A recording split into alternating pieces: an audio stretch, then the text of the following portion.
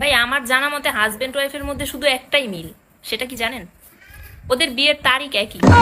শুধু এই মিলটাই, আর কোনো মিল নেই। তো দাঁত ফালাই দিব।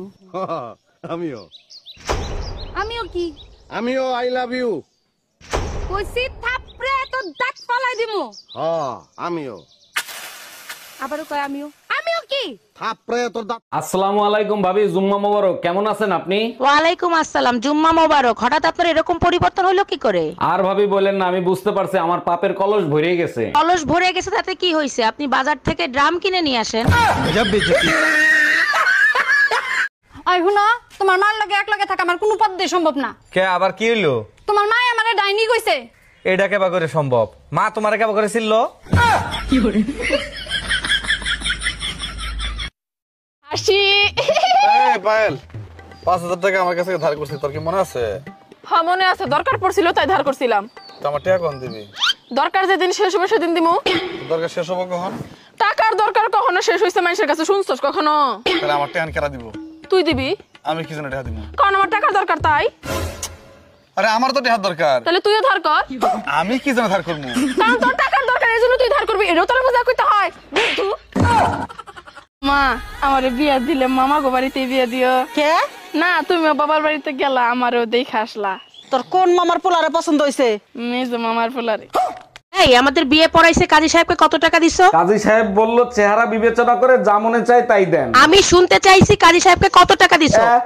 100 টাকা দিছি। আমার চেহারা এত খারাপ যে 100 টাকা দিছিস? আর কাজী সাহেব যে 80 টাকা ফেরত দিছে। কি?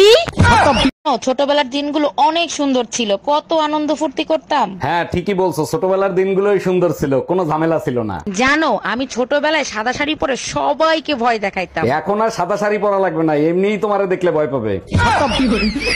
Bye bye, tata. এমনিতেই মানুষ জন্মকে এক চোখে দেখির পায় না, তার উপর দিয়ে মুই আবার দেখতে সেই সুন্দর।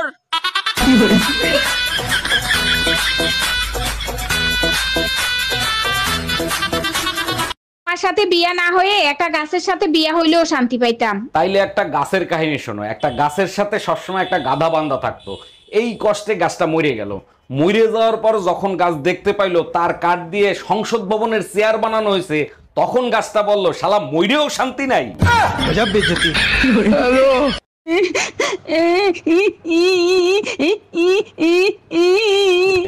এমনি টেনশনে বাঁচতেছি না, তার ভিতর আবার নাকে কান্না কাঁদতেছে। এই কি হয়েছে তোমার? আরে না, কিছু হয় নাই। যদি 2000 টাকা দাও তাইলে হইতে পারে। আচ্ছা যাও, প্যান্টের পকেটে রাখা আছে, ওইখান থেকে 2000 নিয়ে নাও। আচ্ছা শোনো না, 3000 নেই? জানো ছোট গিন্নি, আমিই বড় গাধা ছিলাম যে তোমার বোনের বিয়ে করছিলাম। আরে দুলাভাই, আপনি শুধু গাধাই না, অন্ধও ছিলেন। দেখো ছোট গিন্নি, গাধা হইতে পারি, অন্ধ ছিলাম না। অন্ধ যদি নাই হইতেন, বোনের পাশে আমিও ছিলাম, আমারও আপনি দেখতেন। দোস্ত তুই ফোন রাখ, আমার সামনে একটা হ্যান্ডসাম ছেলে দাঁড়ায় আছে, দেখি যদি পটাতে পারি। থ্যাংক ইউ সো মাচ আমাকে হ্যান্ডসাম বলার জন্য। সরি আঙ্কেল, আমার বান্ধবী ফোন রাখতেছিল না, তার জন্য মিথ্যা কথা বলছি। খুদার কসম, আজ পর্যন্ত কেউ এতটা ইজ্জতের সাথে বেজ্জতি করে নাই। বলছি না পুজোর মার্কেট করে দিতে পারবো না, ফালতু পয়সা আমার পকেটে নাই। চুপচাপ টাকা নিয়ে এসো, আমারে খেপায় না, ফল ভালো হবে না। এই তুমি ধুমকি কারে দিচ্ছ? তুমি জানো না আমি সিংহ, সিংহ কারো ধুমকির ভয় পায় না। তুমি হয়তো ভুলে গেছো সিংহের ঘাড়ের ওপর দুর্গাই বসে থাকে।